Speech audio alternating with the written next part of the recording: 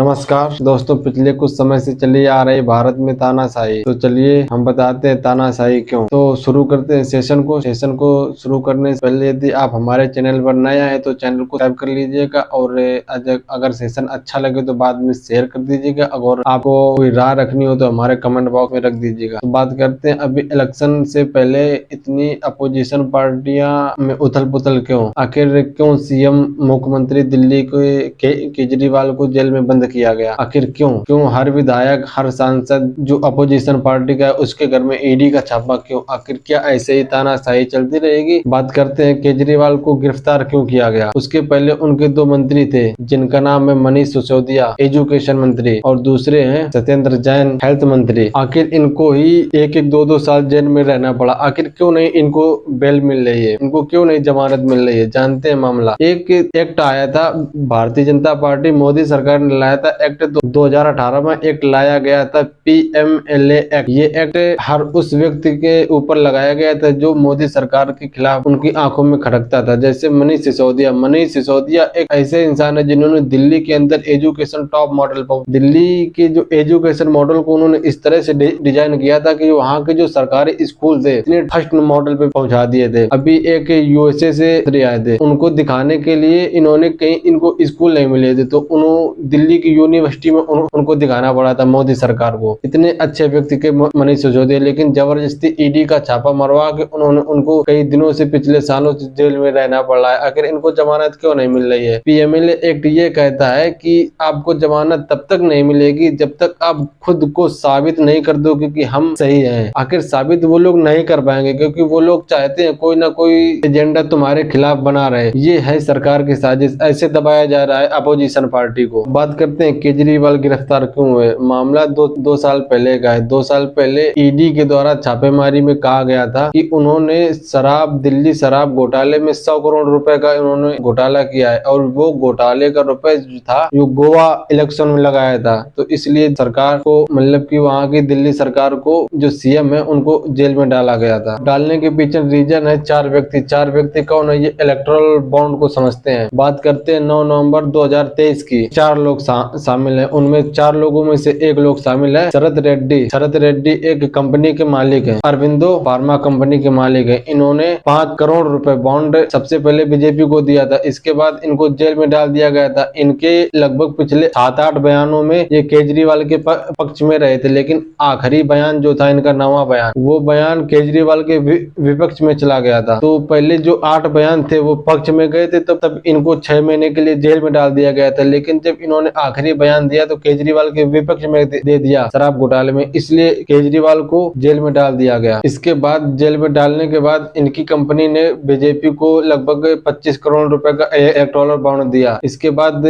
ED ने इनको साफ बाइज्जत बरी कर दिया और इसके बाद 25 करोड़ बाद में फिर इनको बीजेपी को चंदा दे दिया। टोटल इस प्रकार जो इनकी कंपनी थी शरद रेड्डी की, उसने 52 करोड़ रुपए का इलेक्टोरल बॉन्ड दिया। आखिर ये कब तक तानाशाही चलती रहेगी, कब तक ये विपक्षी पार्टी अपोजिशन पार्टी का अकाउंट फ्रीज करते रहेंगे। मीडिया समेत सभी संस्थाओं को अपने अंडर में कर लिया, पार्टियों को तोड़ने का काम इन्होंने कर दिया। मुख्य विपक्षी दल जो है उनका अकाउंट फ्रीज कर दिया और जनता द्वारा चुने गए CM को भी इन्होंने अब उठा के जेल में डाल दिएगा। ये तो इनके लिए अब आम बात हो गई है। 31 साल पहले का मामला है 1993-94 का। ईडी के द्वारा कह रहे हैं कि वहाँ पे कुछ मामला हुआ था 1994-93 में। वो मामला अब उछल के आया है। उसके मुताबिक कांग्रेस के ऊपर 1700 करोड़ का जुर्माना लगाया गया है, ईडी द्वारा लगाया गया है। ये चल रही है देश की तानाशाही। NCP के एक लीडर थे प्रफुल्ल पटेल, उनको करप्शन के चलते 8 महीने के लिए जेल में डाल दिया गया था। 8 महीने के बाद जब वो बाहर निकले तो बीजेपी में शामिल हो गए। इसके बाद ईडी ने उनका मुकदमा बिल्कुल साफ कर दिया। उनके ऊपर ना कोई, कांग्रेस के बहुत ही अच्छे नेता थे नवीन जिंदल,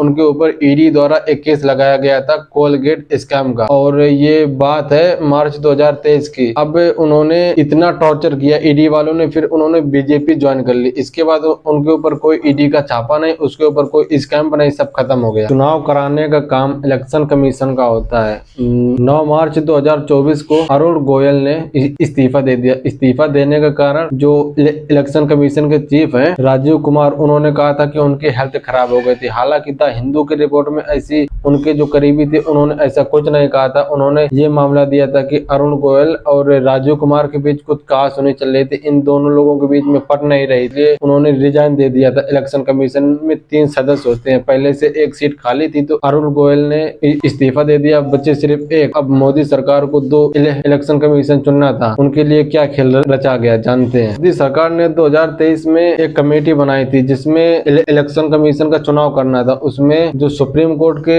जज 5 बेंच होते हैं, 5 जज बैठते हैं, उनको हटा दिया गया था। मोदी सरकार ने निर्णय लिया था कि खुद होंगे प्रधानमंत्री और उनके गृह मंत्री अमित शाह होंगे और विपक्षी दल होगा। विपक्षी दल में होंगे अधीर रंजन चौधरी, और अधीर रंजन चौधरी को ये समझो कि 112 लोगों की लिस्ट थमा दी गई एक दिन पहले, और मीटिंग के कुछ घंटों पहले उनको 6 लोगों की लिस्ट दी गई। उन्होंने उनको ये तक मौका नहीं मिलने दिया कि ये जो 6 लोग हैं इनके पीछे इनकी एजुकेशन क्या है, ये कितने प्रिपेयर हैं, इनके पीछे का बैकग्राउंड क्या है, ये इसके लायक है कि नहीं लायक है। ये तानाशाही, मतलब इनको अपने हिसाब से बैठाना है। अब इन लोगों ने 2 लोग बैठा ले, वो 2 लोग कौन है जानिएगा। नंबर 1 में है ज्ञानेश कुमार, ये IAS ऑफिसर रह चुके हैं 2016 से 2021 तक, ये अमित शाह के अंडर में रह चुके हैं। दूसरे हैं सुखविंदर सिंधु, ये पिछले पूर्व IAS रिटायर्ड हैं, जो उत्तराखंड के सेक्रेटरी भी रह चुके हैं। क्या ऐसी ही चलती रहेगी देश में तानाशाही? बात करते हैं कोलकाता कोर्ट की। वहाँ के एक जज थे अभिजीत गंगोपाध्याय, उन्होंने बीजेपी ज्वाइन कर ली। क्या कोई, अगर ऐसे लोग बीजेपी ज्वाइन कर लेंगे, क्या करप्शन खत्म हो जाएगा? करप्शन बढ़ेगा ज्यादा से ज्यादा। ऐसे डेमोक्रेसी चलेगी भारत की? ऐसे संविधान चलेगा? ऐसे लोकतांत्रिक चलेगा? कहने को तो हम लोकतांत्रिक है, लेकिन हम धीरे धीरे गुलाम होते जा रहे हैं। एक बात बताएं, आप लोगों को लग रहा होगा, कुछ लोग पोस्टर लगा रहे थे मोदी हटाओ देश बचाओ, उनके खिलाफ लगभग 100 लोगों को ऊपर FIR दर्ज कर ली गई, 6 लोगों को ऊपर अरेस्ट कर लिया गया। सिर्फ ऐसे ही तानाशाही चलेगी जैसे चल रही है? क्या आप लोग नहीं कुछ बोलोगे? बिल 2023 के अनुसार मोदी सरकार एक नए बिल लाने जा रही है। उसमें ये होगा कि जितने बड़े बड़े यूट्यूब है, जितने फेसबुक प्रोफाइल वाले, इंस्टाग्राम वगैरह, जो भी ये जो मीडिया या सरकार के खिलाफ बोलते हैं, उनको पहले रजिस्टर करवाना होगा। रजिस्टर करवाने के बाद वही वो वीडियो डाल सकेंगे जो उन्हें दिखा के उनके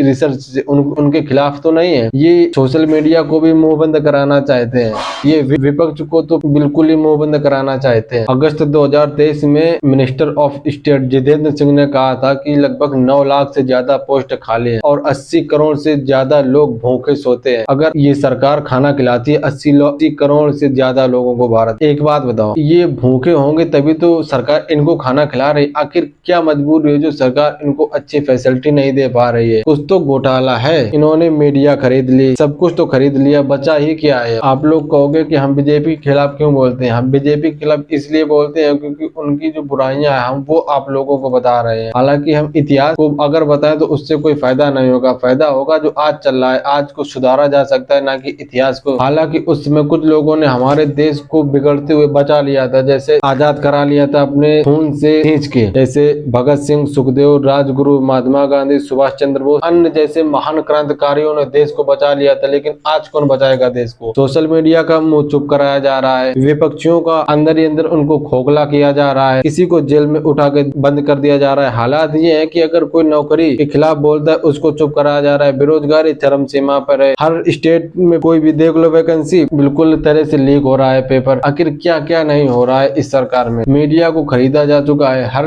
इंस्टीट्यूट कंप्रोमाइज कर चुका है, अपोजिशन पार्टी का अकाउंट फ्रीज कर दिया जा चुका है। बड़ी बड़ी जो आम आदमी पार्टी और जैसे कांग्रेस पार्टी हो गई, इनके ऊपर हमला बोला जा रहा है। आम आदमी पार्टी के जो मुख्यमंत्री है उनको जेल में बंद कर दिया गया है। आखिर कब तक ऐसा चलता रहेगा? कब तक? अब आखिर बच्चे कौन? हम और आप। क्या देश को ऐसे बचाओगे? हमने तो अपनी बात रख दी। अगर आप भी देश देश के सच्चे सपूत हो, अगर आप अपनी बारी है, अब आप भी अपनी आवाज को उठाइएगा। अगर आवाज को नहीं उठा सकते तो ये वीडियो ज्यादा से ज्यादा शेयर कर दीजिएगा, व्हाट्सएप, फेसबुक, इंस्टाग्राम सब में लगा दीजिएगा, क्योंकि आप लोग जागरूक होइएगा। और हाँ, वोट डालना मत भूलिएगा, क्योंकि आपके वोट से देश की डेमोक्रेसी बची है, देश का संविधान बचा है। आप ही लोग और ये जो नई जनरेशन है, इन्हीं के हिसाब से अब देश चलने वाला है। क्यों नहीं चलेगा। एक शायर ने शायरी कही थी, तलवारों के नोकों पर इतिहास हमारा बनता है, जिस ओर जवानी चलती है उस ओर जमाना चलता है। तो ये हम युवाओं के हक की बात है, ये हमारे युवाओं का देश है, ना कि किसी पॉलिटिकल पार्टी का देश है। अगर हम युवा अब ना बोले तो देश को ये लोग बेच देंगे। तो ये वीडियो ज्यादा से ज्यादा शेयर कीजिएगा, और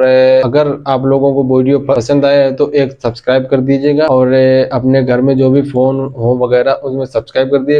दोस्त, अगर आप भी भारत से प्रेम करते हैं, भारत देश से, अगर आप भारत को भारत माँ कहते हैं, अगर आप इनकलाब जिंदाबाद बोलते हैं, तो एक बात आपसे कहना चाह रहा हूँ कि आप लोग हर व्यक्ति को बताइएगा इसके बारे में, हर व्यक्ति से चर्चा कीजिएगा। अगर चर्चा नहीं कर सकते हो तो वीडियो को शेयर तो कर सकते हो, तो वीडियो को ज्यादा से ज्यादा शेयर कीजिएगा।